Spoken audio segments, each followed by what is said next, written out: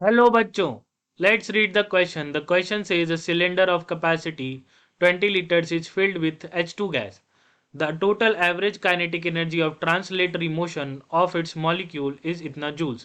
The pressure of hydrogen in the cylinder is N into 10 to the power 6 Newton per meter square.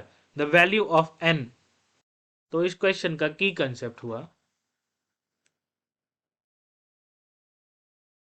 Formula for total average kinetic energy. हम जानते हैं के E is equal to 3/2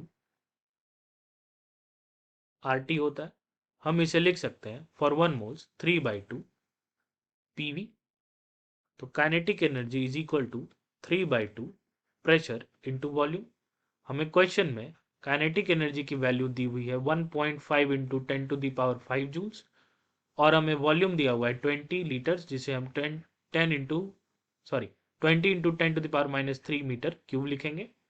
बस यहाँ values put करने पे हमारा answer आ जाना चाहिए। 10⁵ is equal to 3/2 into pressure into 20 into 10⁻³ तो ये 10 हो गया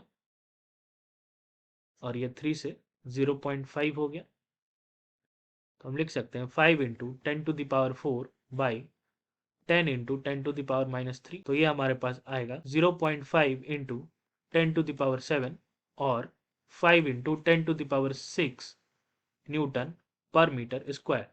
हमें n इंटू 10⁻6 दिया हुआ है न्यूटन पर मीटर स्क्वायर प्रेशर में, इसीलिए n की वैल्यू आएगी हमारे पास 5। तो इस क्वेश्चन का आंसर आया n is equal to 5। Hope you understood it well. Best of luck.